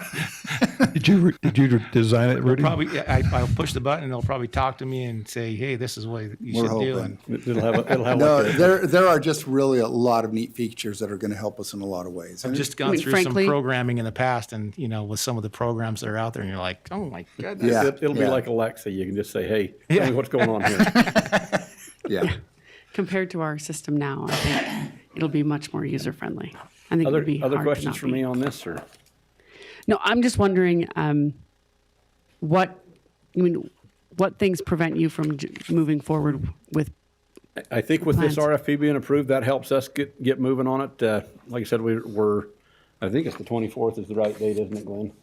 That will be returned back to us, and then shortly thereafter, we'll have a selection committee go through it and bring a recommendation to the commission right behind that, and then from there, then we're going to look forward to moving into anything that's in that 2021 plan and get rolling on it. So try to get it ready to go to construction. okay, and then on 2022, we'll be ready right at the beginning? Yep. So we'll be already in place with the RFP, and the consultant, the architectural consultant, will already be on contract, so that when we get an adopted 2022 plan, we can move right into the work on those. Some of those will be continuations of work that started in 21, and we'll be able to move right into it on 2022. Okay, thank you. Okay, thank you for that presentation. Our next presentation is a presentation of the County Recorder Department proposed staffing plan.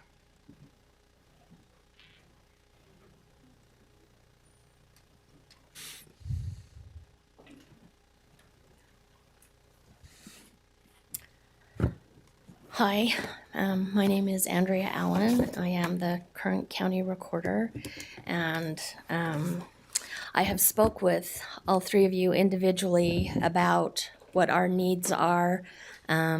We've requested that we have a few people here to give some added information. We have Ralph Barnes, Patrick is in the back, Rudy, and Public Works. So I do have to say I was a little surprised about the fees of the recorder's office going to fund the surveyor's budget. I had not been informed about that. So that took me a little off guard. But what we're here to talk about right now is the need for the increase in staff so that the recorder's office can become compliant with state code. Currently, we are out of compliance. I came into this office with a history of the recorder's office being non-compliant. What happens with that is the recorder's office is non-compliant. The recorder's office feeds information to the assessor's office, and when the recorder's office is non-compliant, it puts the assessor's office behind. The assessor and I have a real good relationship, and we work well together, and he's kind to me, so I appreciate that. However, there can be fees and fines assessed for being non-compliant. Now, we talked about the fact that the state legislature increased the fees for recording from a unpredictable fee that started at $10 for the first page, and then it had additions to it depending on what was happening with the document. And you had $2 for an additional name over 3, and you had $2 for an additional legal over 1, and you counted $2 for every page after the first page. And so there were a lot of things that went into the fees that were collected and calculated. And so the Recorders Association with UAC and the state legislature came together, and they did many studies, and they came up with this set predictable fee, and that fee was increased so that recorders' offices across the state could come up to compliance. They could bring their offices up to compliance to meet the growing needs. And Utah County, as we all know and have heard, is growing uncontrollably somewhat, and it's going to continue. So when a recorder's office records documents and the economy is fantastic, we record on the happy side.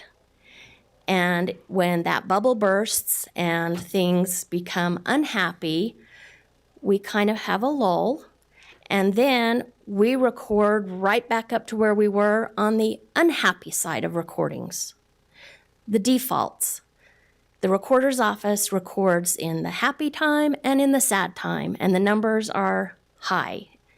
Just because the economy goes down and things slow as far as new construction, the recorder's office does not. So in May of 2019, they started this new fee. And as we have looked over our recordings and our staffing needs, we need to have an additional 17 employees to become as compliant as we can with that number. The 17 may help us get where we're at with current recordings. We're hoping to bring in, with that 17, that will allow us to then bring in some new technology, some new programming that will allow us to create some additional efficiencies on top of the staffing that will allow us to provide the service that those customers who are paying that fee are paying the fee for. We're a fee-driven office, and people are paying that fee for a service, and we're non-compliant in providing them that service. So I think you guys have seen some of the numbers. There's to fund the entire 17 for the rest of this year, it would be $656,728 in staffing. The fee would also pay for onboarding of those employees. So there's an additional $122,400. The last onboarding estimate we had from the clerk auditors was about $7,200 per employee. That is their desks, their phones, their computer equipment. And then on top of that, our staff has licensing that they have to pay for as far as the GIS programming. And for the added staff that we're bringing on, we would need 2 additional primary licenses and then 6 or 7 additional user licenses. That fee would be about $71,787. So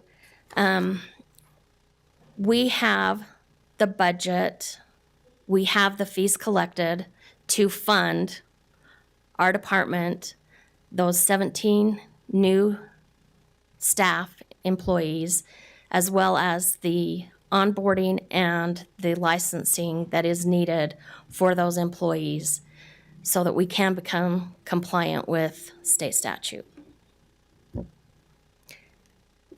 That didn't take into account the 1 point whatever you thought you were going to use to fund the surveyor. I would like to see those numbers, how that was calculated, that 90% of their budget, is that about what it was about 90% of their budget, is directly related to recording functions. So, any questions? The remodel of the space, I know you're going to remodel your space so that you can fit more employees in your existing footprint. Correct. How would that be funded? That would be funded through the fees if possible, or if there are. There's enough money in the fees to do that? There are, but Okay. if there are other avenues, that would be great as well. But see if Richard has a proposed amount.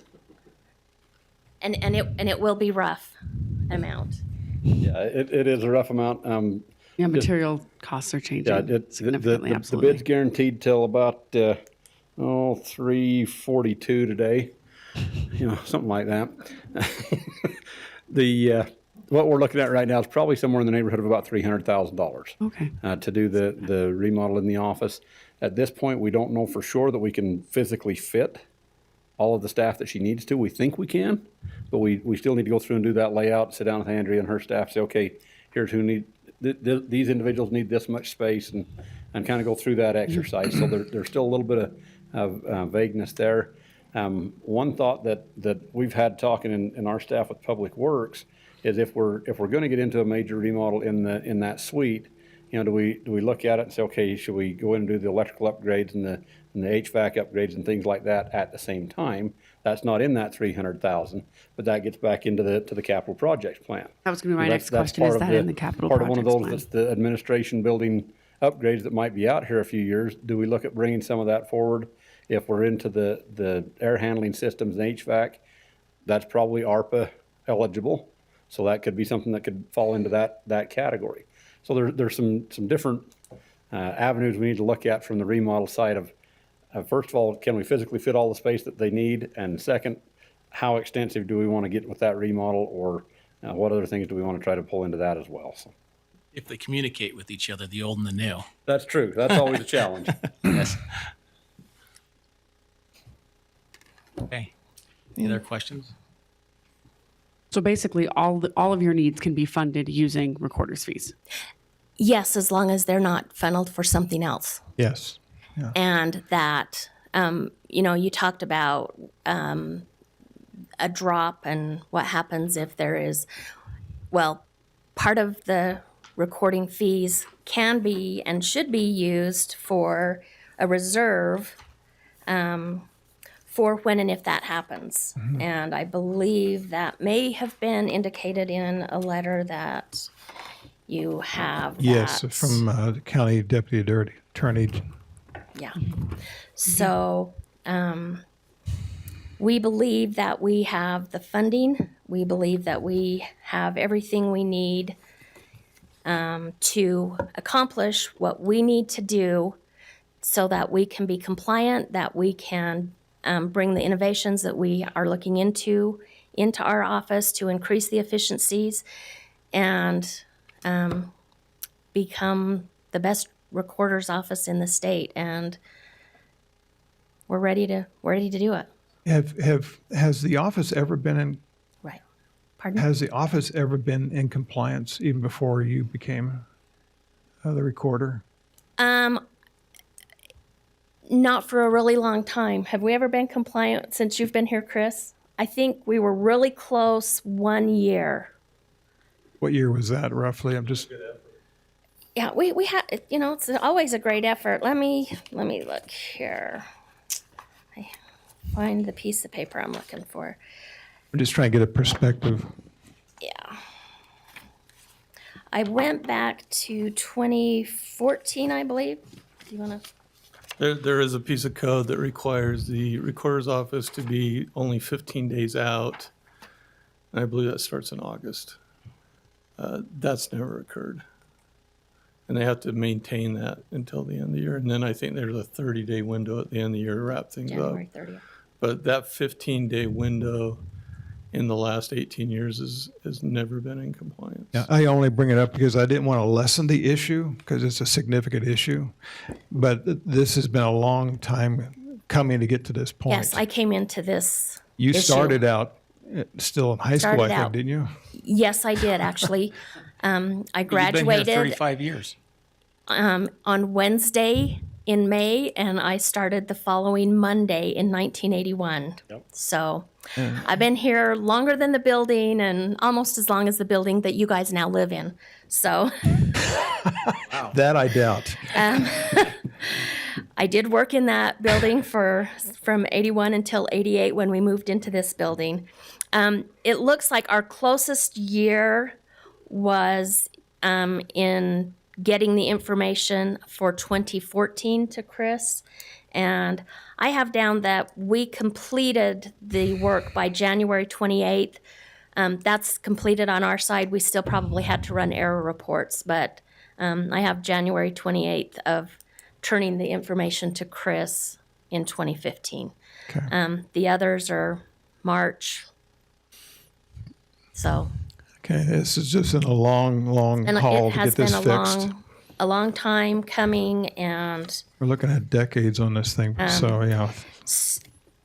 I just need to reiterate to all of you that I need the entire package approved, all 17. It's very difficult to train 1 or 2 people and then get 2 or 3 more people on, and then 2 or 3 more people, because then all we're doing is training. And if we can train the employees in the areas that they're going to be at one time, then we're trained, and the trainers can then move on to doing their job that is included in the training. How long would it take to identify the 17? What do you want to know? I've got them. What positions do the 17 include? Okay, they include, And these would be additions to what you have now. in addition to what is in the staffing plan, yes. Got to find the right colored paper here. Okay. I would have 3 cadastral mapper 1, 3 cadastral mapper 2, 1 cadastral mapper 3, 3 recording associate 1, 2 recording associate 2, 1 recording associate 3, 2 customer service associate 2, and 2 IT programmer 3. That equals the 17. Would you send that? with the price Yes, tag? it was Right. attached to the agenda item that did not get put on this time because it was a regular I wonder session. if I was just It's all in that one, and I believe it's on for next week, so. if you could It's, send an advance copy, that'd be you bet. nice. so that amount is 1,310,355 for an entire year. For the rest of this year, it would be 656,728. On top of that, we, like I stated, we have the onboarding and the technology, the licensing fees So that would need to be, and that was full year, so that it would be a percentage of that. For this year, but ongoing it would be full. So moving in ongoing, obviously we have enough recorder's fees to cover the cost this year, but moving forward, would recorder's fees cover all of your costs moving forward? Yes. Yes, they would. If you add all of that together, we would still have plenty of fees to cover. Okay. Making sure we keep some aside for a rainy day. That's what I was going to say. And then Yes. because obviously our numbers are significantly up this year, and then Yes. moving forward, do you feel that recorder's fees would cover even if with a reserve Yes. in a downturn? Yes, I do. We have data back to 1990 on recording fees, and you can see where it goes. So 1990 was 43,000 documents, right?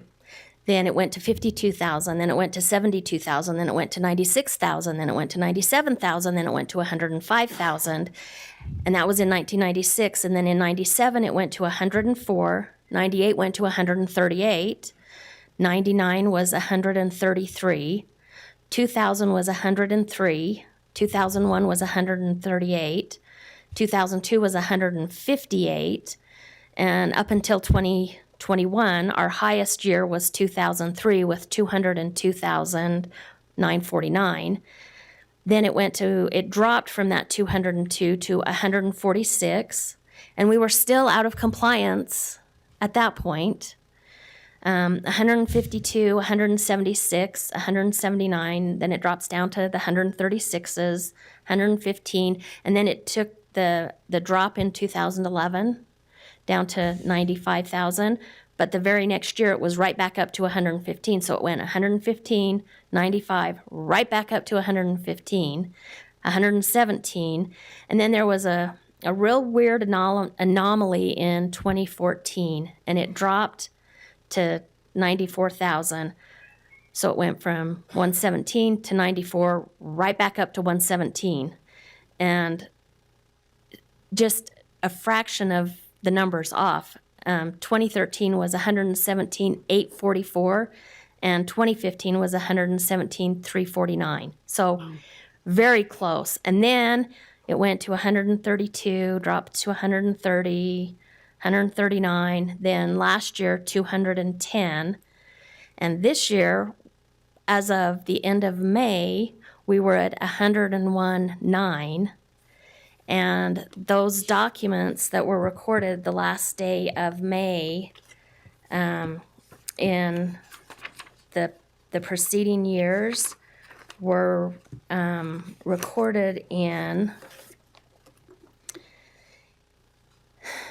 June 2nd, July 16th last year, October 7th in 2019, and October 23rd in 2018. So we are from, let's just take last year and this year, from July 16th to the end of May, ahead of recorded documents. The volume is just, it's over 52% increase. And it's crazy. And we don't see it stopping. So we need the people, we need them as quickly as we can get them on board so that we can have the work completed and to Chris in a more timely manner. So. Thank you. Ralph, did you have anything, Patrick?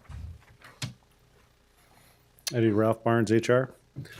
So when I first heard about this increase, I had to pause.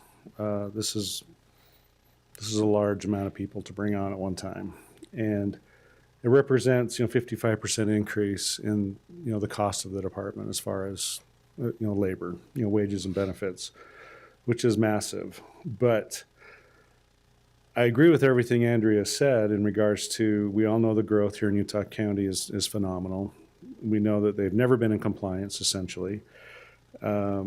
We know that it affects other departments. We also know that there's significant revenue, depending on how it's allocated, may be available to, completely fund this. It looks like that is the case. So there's a lot of, favorable factors. The, staffing and hiring of this, I'd see it to be somewhat challenging. Do you have thoughts on that? Do you have people in mind? It's a large amount of people to bring in. It is. Yeah. We currently have 2 registers that could fill Okay. most of the recording associate and the mapping associate. Okay. Interestingly enough, as of late, we've had really good responses to our,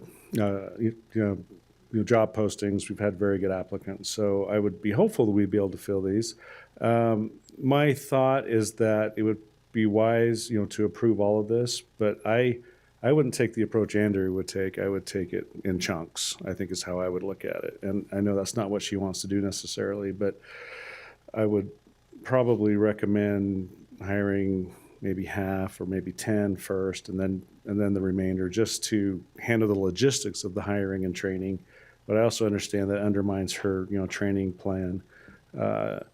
Just with the thought to see how things actually roll out and to get everything together. And that may happen just, naturally, just because of the challenge of bringing on that many employees. The last time we had a large amount like this that were approved, it took us about 6 months to get them. It was almost 9 months to get them all filled. So, naturally, it'll probably take some time to fill these positions. I don't think it'll take as long as it did in this other case I'm referring to, but there'll be, some time to fill, 15 positions. So, bottom line, I think from where I'm looking at, she's made the case, very strong case, that we don't want the recorder's office to be the center of dysfunction or the new center of dysfunction of Utah County, and that it would be great to get this where it needs to be.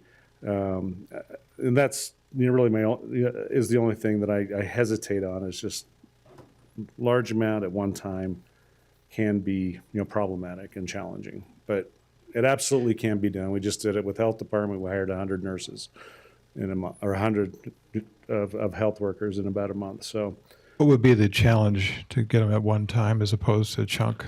it's really, it falls a lot, of course, on our department, the recruiting department, and staffing, getting, drug tests, background checks, pre-work, all the paperwork done, which is now online, thank heavens. But really, it more falls on her department to organize the training, the start dates, the orientation. All of that is where the work really lies, where, the department head has to have a training plan for that many people.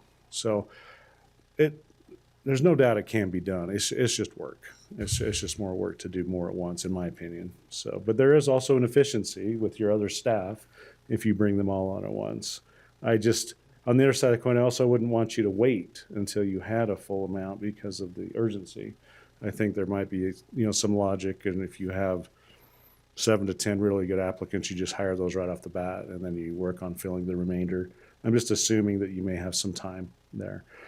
So, You know what the total pay and benefits is currently, and then Yeah. what would put on top of it the other 17? Yeah, that's a great question. So right now, the recorder's department is about, 2.3 million as far as, pay and benefits. That's what's in the 2021 budget. I'm off a little bit. I know Rudy, he's checking my numbers. And, okay. I'm a little under 2.5. And this would add 1.3. 1.3. So again, when you look at the ratio of increase, it's huge. It's a significant increase for any department. But I think Andrea's made the case that it's absolutely needed, and it's been needed for some time. And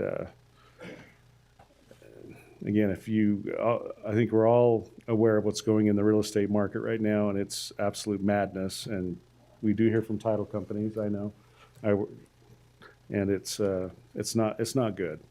So, Yeah, she related 2 cases where people couldn't get keys to their home that they bought because the title wasn't cleared. yes, I actually had a personal experience with the title company with my wife in real estate where we were unable to close. It wasn't Andrea's fault, but sort of. Anyway, it is a problem. It needs to be solved. something needs to be done. I'd love to see some, vote on this today so she can move forward. So, anyone have any Well, questions? this is a work session, so Oh, it won't be a right. vote. Next week. Please send us that data. That'd be kind of good for us to have before next week.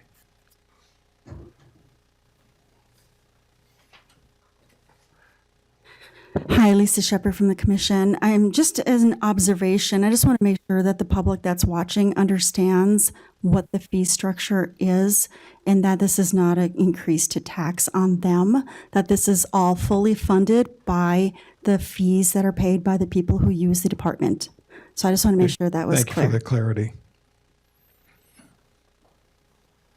Hi, I'm Patrick Warrow, Director of Information Systems downstairs. As part of this package, there are a couple of programmers included.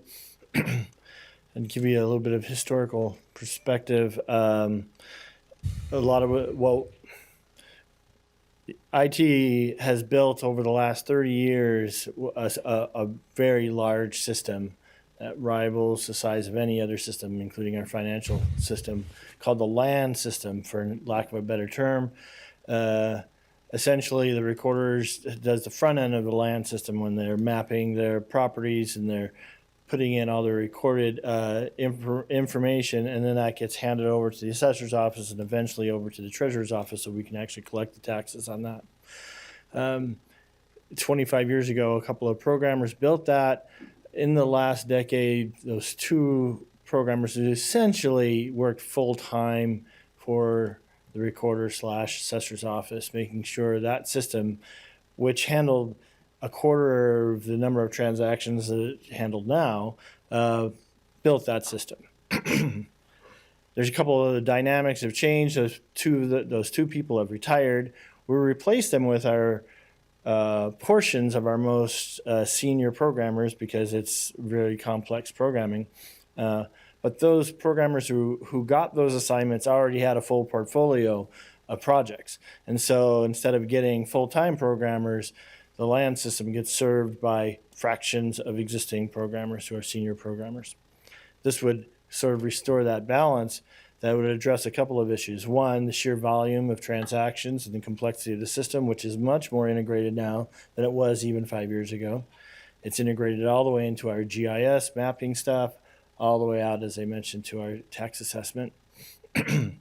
In addition to that, the assessor's office is adopting an entire new CAMA system, which needs to be reintegrated into this system. Plus, the GIS technology is continuing. The mapping technology they're using is continually advancing. So we can't really survive with portions of programmers spending some of their time. I don't feel like we're giving the recorder's office and the assessor's office, for that matter, the service that they're hoping to get from us. So this would help us balance that. So I fully support this, and I'm glad there could be a source of money that wouldn't be an additional burden on the taxpayers, but that we could use to make sure these systems work smoothly and are prepared not just to handle the traffic for today, but in 2, 3, 4, or 5 years from now. So, Go ahead. So the 17 includes, I think, 2 computer programs dedicated to the recorder's office to keep. I believe that's true. I only know of the 2, but Yeah. Sorry. So with them being totally dedicated to the recorder's office and tied to recorder's fees, that means they'd only be working on for the land recorders system only projects. and not any other Right. projects. Exactly right. So you'd have to code that way so it's Yeah, we'd have to create a totally specific audible. code for that, but we would be happy to do that.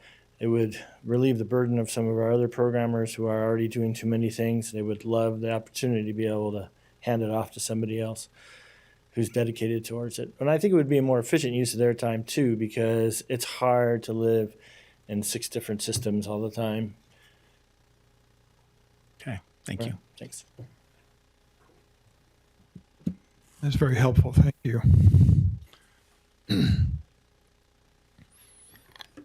I did just want to speak to Ralph's suggestion, and all 15 of our new employees would not be in the same area for training. So we've got them 6 on one end and 7 on one, and then the other 2. So it is training 6 at a time, training 7. It's not training all 15. They would all be getting trained at the same time, but in different functions and different job descriptions and classifications. So I just didn't want you to think that, 2 people were going to train all 15. That's not the plan. But How do you manage different hiring dates with that, possible different hiring dates? So if you have somebody hires on in 1 week and you don't have the other for a week or 2 later, how do you start and stop, catch up, training? we would try to put the start dates as close together as possible. There are certain functions, for instance, when we train on the mail, we only have one person do the mail that comes in because there's not that much of a volume to separate it between a whole bunch of different people. But when they're training on the mail, they can then be trained, the other people can be trained on Simplifile, and then they switch. So, Okay. and I appreciate Ms. Shepherd's comments that this does need to be reiterated, that this is fees. It is not tax. Right. And it is for the service that those people who are using our office are paying that fee to receive a service that has been lacking.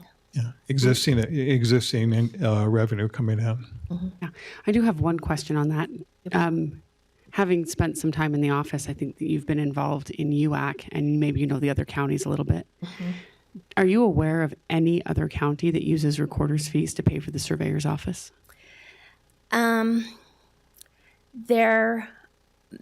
Uinta County said they come from the general fund. Now, I did not hear back from when the research was done to come up with the fee. This was all taken care of through the UAC and the Recorders Association, and I asked to get a copy of that to see how many of the actual recorder offices were funded through the general fund versus the fee, and I did not get that information back. I do know that Tooele County is fee, Cache County is fee, and I think those were the 2 that I know of for So the sure. fee solely pays for the recorder's Yes. office. So the fee only goes towards the recorder's office for those. Yes. Okay. Tooele County, My they guess is have, overhead is covered under an admin services fund, similar to what we moved to this year. Tooele is a recorder surveyor, and the surveyor's department is a separate fund altogether. Oh, wow. That is, their revenue comes from their permits and their filing fees, and they have supported that fully for the last 2 years without having to be augmented. So the recorder and the surveyor are combined, and they still don't cover the surveyor's office with the recorder fees. Correct. Interesting. And Cache County also has a surveyor in a completely separate budget that is not in the recorder fees. Okay, thank you. You bet. Yeah, the state auditor had suggested that this is kind of a new idea that they could do this, and it started with the state Supreme Court actually to cover court fees. That's how this whole thing got started. Well, and we do it a little bit. I mean, every county does a little bit different. Sometimes they put all the recorder fees and it goes into general fund. We've separated, and I mean, I guess that could be debatable. I don't know, but it's hard to separate them when you're trying to compare between counties because they account for it all different. We don't. We separate. So when we're talking about general fund, we're not talking about recorder's fees, assessing and collecting stuff. But in other counties, they lump it all together. Where they do lump it all together, yes, they do. There are some that do that. But like I said, I know for Tooele does not, Cache does not. Salt Lake has a mix. Yeah, they're a mix. Yeah. Theirs is a little 50-50, I think. Odd. Better. so. Anyway, thanks for listening a second time for all of you. Thank you. And a Yeah, first thank time you for for the some meeting. of you. Thank you for the meeting earlier. I also wanted to make just a comment that with those 2 phone calls that I received, I also have had emails, multiple emails from title companies, from builders. There are all kinds of things that happen when you cannot get a serial number.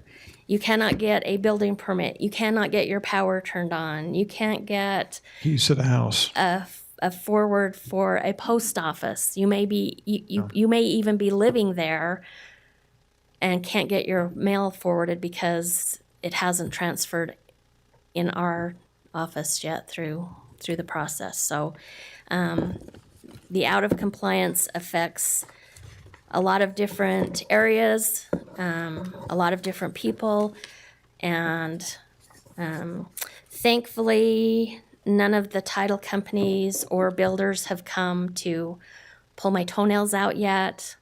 So we're hoping to have a remedy for that and have it as soon as possible. So maybe one last question for you. You bet. And it's a hard one to project, but with those individuals and the 2 in IT, when do you project full compliance?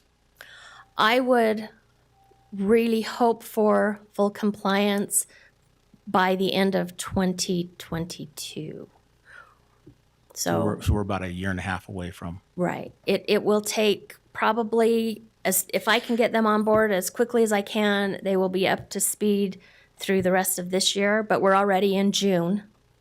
So, and then we would have, because we're so out of compliance, we've got the makeup, right? We've got to play catch up. And then I would hope that we could have that accomplished by the end of 2022. Okay. All right. I just wanted to add one more thing I didn't think of until just now. You may not make this connection, but our 911 mapping system is actually keyed into new developments and new roads being put in and new addresses from when it's recorded and when it shows up. So if they're behind, that means our 911 system is behind. If that means there's not an address to go to with their dispatch, and accidents happen as soon as houses start being built. So if there's a delay, that all comes through my office through our GIS end. So it's really, it's been a frustration for many years, as Andrea has heard me complain about this for a long time, because literally there's lives at stake if we don't have those roads put in on time and the addresses put in on time. So that's why sometimes when I'm driving on GPS, I'm driving in the middle of a field. That's right. Because Andrea doesn't have the people she needs. That's why. All right, thank you. Thank you. Is there any comment to that on that work session item? If not, we'll go to public comment. We'll go to public comment then. Is there any public comment? Any online? See none online? Okay, thank you. We will move to our closed meetings then.